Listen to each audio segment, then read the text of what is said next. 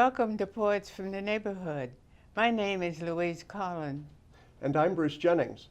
We hope you'll enjoy the poems we'll be reading today, poems written by your friends and neighbors. Our first poem is called Tennessee by VeerajaR. Soothing sounds of falling waters, calling souls to call in prayers, scenic beauty of rolling hills, stretch for miles and miles, as far as eyes could see, in my home state called Tennessee. I thank God for the sprawling nature, beauty so perfect as a picture, and God-fearing people throughout the land so ample, with writers and artists so awesome, in Middle Tennessee, I call home. This poem is called Old Dog, Vietnam 1971-72. It's written by Tyson. Old Dog was just a pup when a soldier picked him up on a VC trail that followed the Song Bee, where an ambush had been set with claymores as the net and hidden quiet should Charlie pass that way. The pup had wandered in and found an instant friend on a hard pack that he traveled through the night. He had foiled a VC plot and escaped a cooking pot, and a future with the cabs seemed shining bright. No one could quite agree as to his pedigree, but when food was near, he came to any hand.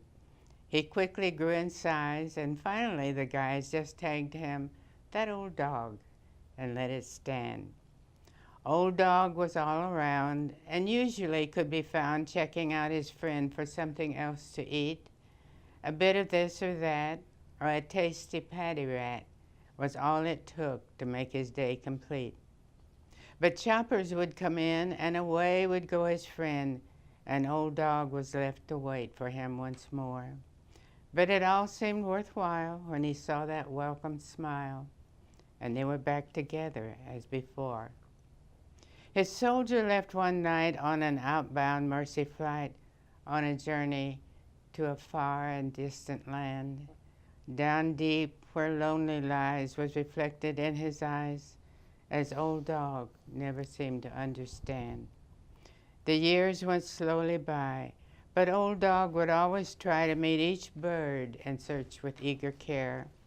The faces passing by, and you'd almost hear a sigh when he'd realize his trooper wasn't there. I'd see him in the shade as the day begins to fade, with ears alert for sounds that rode the wind, to announce an inbound run, racing with the sun, and bringing back his soldier once again. Then finally came the word. The rumors we had heard were true, and the cab was going home. And on that final day, the soldiers marched away. Old Dog found that he was left alone. He checked each usual place for one familiar face and hoped against all hope he'd find his friend. Denied the truth by fate, Old Dog settled down to wait for a chopper that would never come again. The jungle seemed to know if the soldiers ever go, the monsoon rains would heal the scars of war. The bunkers would decay and war would rust away, and all would be the same as once before. Years have come and gone, yet memories linger on, and friends and scenes of long ago are there. A time, a youthful face, a lonely, lonely place, and the smell of cordite powder in the air. There's a memory I find still preys upon my mind, and the painful guilt can never go away.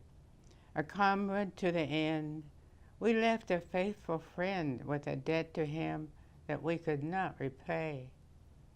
In prayers I see Old Dog moving through the morning fog amid razor sharp and relics of the past. He hesitates to stare at a figure smiling there, and he knows his friend has come for him at last. Our next poem is called Empire State, written by me.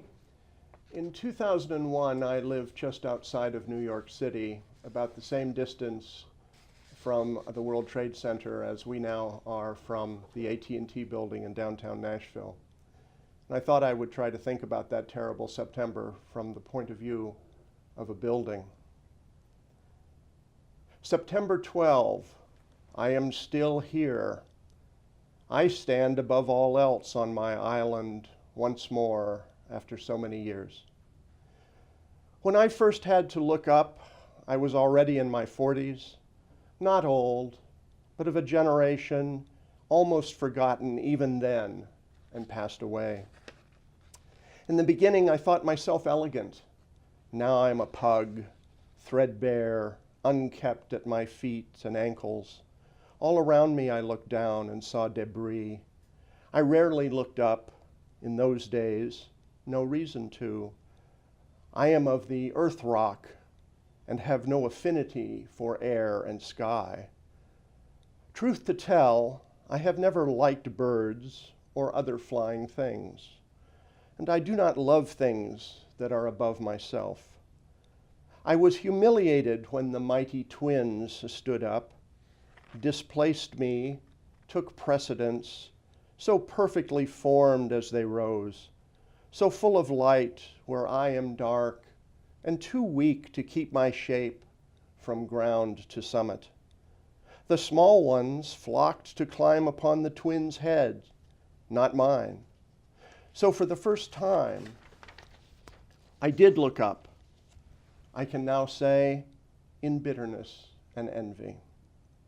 The old ones, Woolworth or the upstart Chrysler, none dared challenge me, none could make me small. But the boys, now they are KO'd. I remember when I took a sucker punch in a bad fog from a damned fool of a pilot, but I stood firm. Wounded rock will heal. The boys had glass jaws. I can see the harbor better, the ocean stretching away. How lonely this island is without my brothers. Commerce and phallic pride were once my creed, but now I resolve to stand for something else. I am empty now, but one day soon children will return to climb above my eyes. Even on my wounded island, some necessary truths remain. Children must have a way to get above the street. We who rise high must stand watch and keep them safe. I plant my wide stance and tense my bull neck, watching the sky. I am still here. Come on.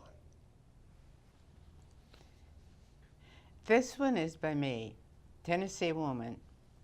She wears her skirt at her chosen length, her neckline the same, in colors that don't answer to style. She still brews tea 3 minutes in her mother's pot, or makes a martini if it is noon or 5 or 10 in the morning. She keeps her house open to friends at her convenience. She wears a large brimmed hat to church, not for the smiles of other women. She lives by the rules she chooses, for she knows how she lives, and she knows who she is. Up on a Pedestal by VeerajaR, from her book, Joy of Being. Till the day I pass on, please let me, O God, to put my mother up on a pedestal made of the purest gold, adorn it with precious gems of Ceylon, and poetry garlands strewed on, pouring love from my heart. Please grant me, O God, poetic words, melting like prime milk chocolate, solid as pure gold, glistening smooth, picking her out of all angels and placing in her womb, you blessed, poor soul like me, forever. Nature. This is by Nethraja J.R. This was written when she was 16 years old. I roll through the valley and the fields, succumb to the beauty that I yield.